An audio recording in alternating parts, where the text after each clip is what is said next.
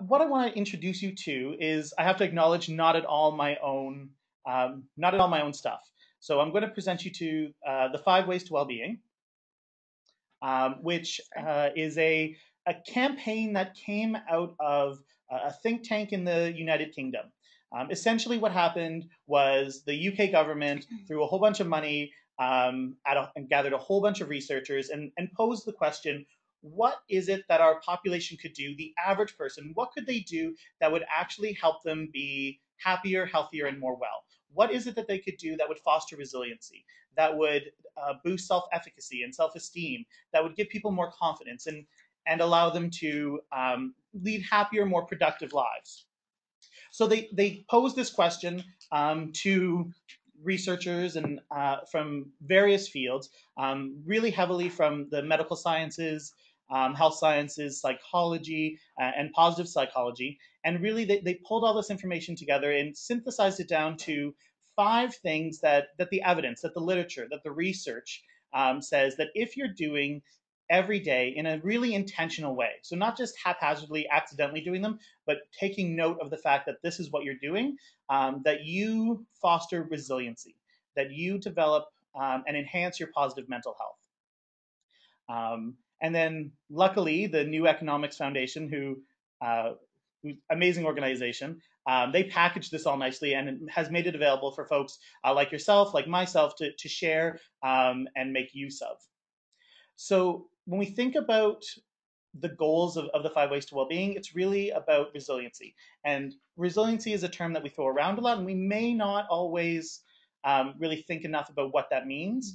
When we talk about resiliency, what we're really talking about the ability to bounce back, right? You get knocked down, you pick yourself up, dust yourself off, and try again. Maybe it's an Aaliyah song, maybe it isn't, but there's tunes going on in my head right now. And it's that idea that life throws adversity our way. There are challenges, there are setbacks. We don't always get the grades we want. We don't always get the boy or girl that we want.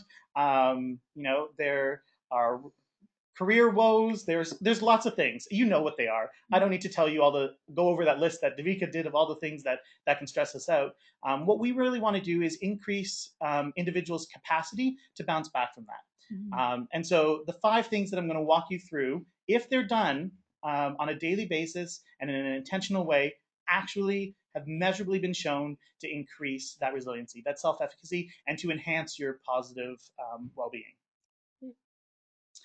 So the first of these 5 is connect. And connecting is one of those things that I think we're, as helpers, we're usually really good at doing.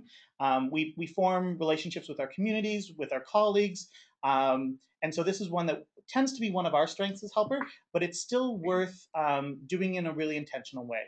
And one of the things that we do is we tend to build connections with people that we're just meeting, right? So we're really good at forming new connections. And where we sometimes lack is in identifying those relationships that are more long-lasting, that have been there in the past, and investing in those. So family, friends, siblings, your high school BFF who's now at another institution who you don't get to see as much. Sometimes those are the relationships that we let slide, which is problematic because those are the ones who, when we're really in distress or even when we've just had a crappy day, can actually have the most positive impact on our own well-being.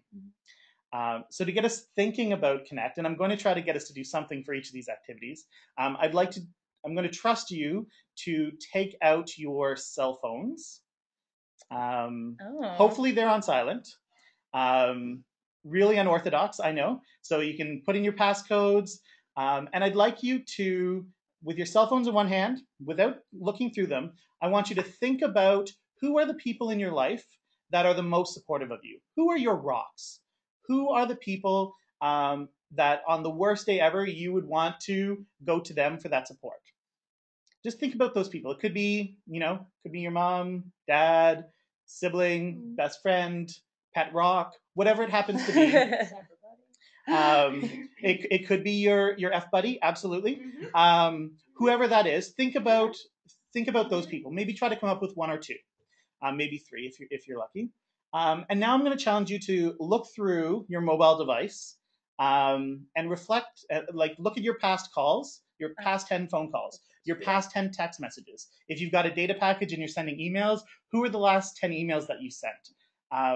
And think about whether or not you're being congruent with the people that you just identified as being the most supportive to you and who you're actually choosing to invest your digital time with.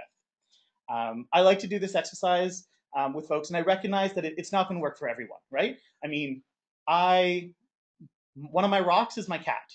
I very, very infrequently text my cat. It's been known to happen on occasion, but for the most part, it's done. So this isn't, if there isn't 100% congruency between those two lists, that's not something you need to worry about. If you've managed to, step away from the digital world and you aren't connected with the mobile device, then think about, how are the other ways that you're connecting with people, and are those matching up with the people that you really want to make sure that you're investing the time and energy into. So that's our first of our 5 ways to well-being: connect. Finding a little bit of time every day to do that. Next. So because I'm shameless, one of the things that we're choosing to do at our campus, and I would like to encourage you to do maybe on yours, and we can get kind of a provincial community doing this, is when you're practicing these 5 ways to well-being, hashtag 5W2W, to tweet about it. And, in this case, hashtag connect. And if you want to, I don't know, maybe tweet at me, I'm okay with that too. Yeah. So I'm tweeting you right now. Thanks. If we could just advance to the next. Yeah, right there. You want to look at the picture? Yeah.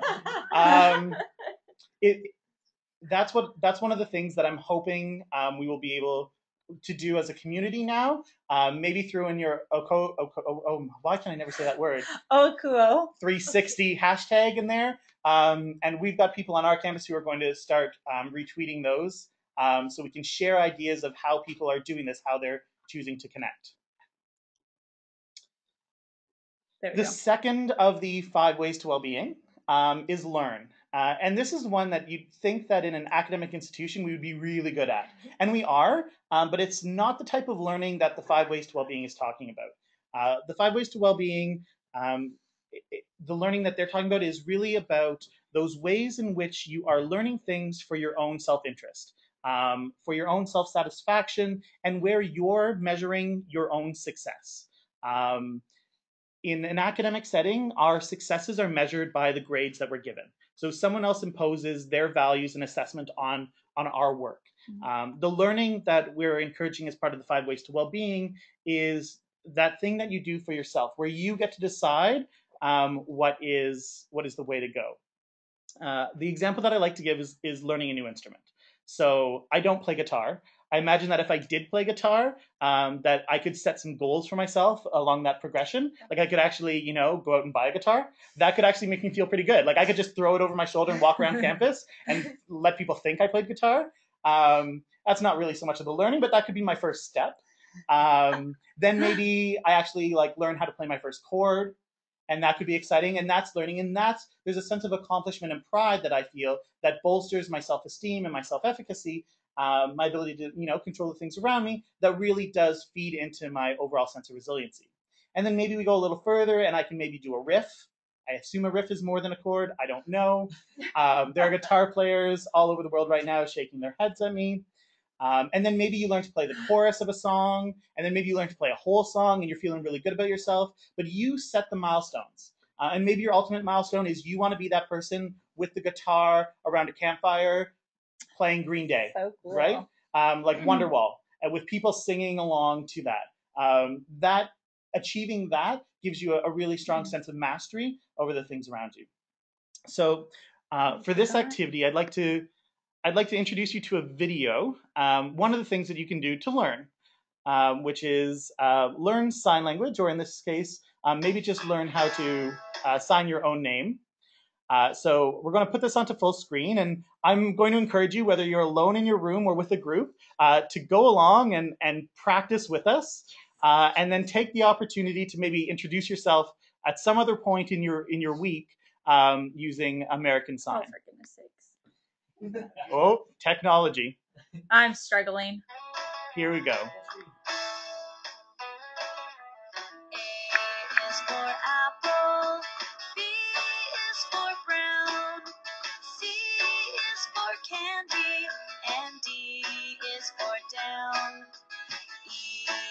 for elephant.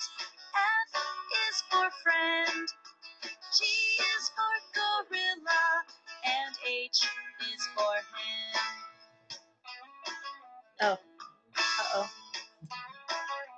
Really? I is for ice cream. J is for jog. K is for kangaroo. And L is for log. M is for monkey. N is for net. O is for octopus. And P is for pet.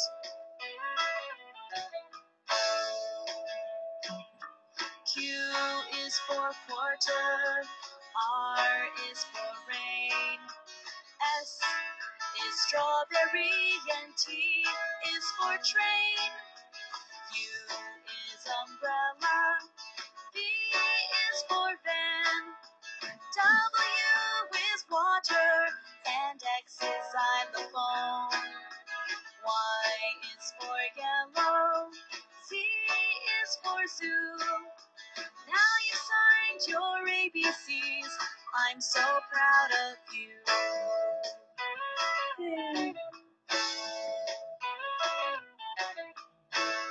Oh no.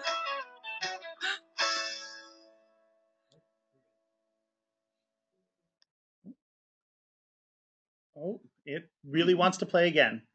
Bear with us. I'm just going to not advertise that. Things are happening. This is Sarah's computer for the record. Sarah's computer. Oh no. Don't show everyone my secrets. I didn't see it. So hopefully you were able to go along with that.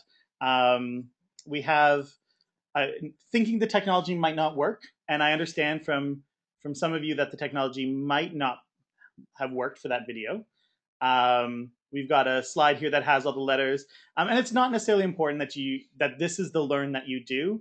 The learn that you choose to engage in can be anything. So one of the things we do in our workshops when we run this with students is we teach people how to make balloon animals, right? And it's insanely popular, like it's awesome. And everyone gets to make their own and give it to someone else as perhaps a way to hashtag connect while they are hashtag learning. So learn is the second of the 5 ways to well-being.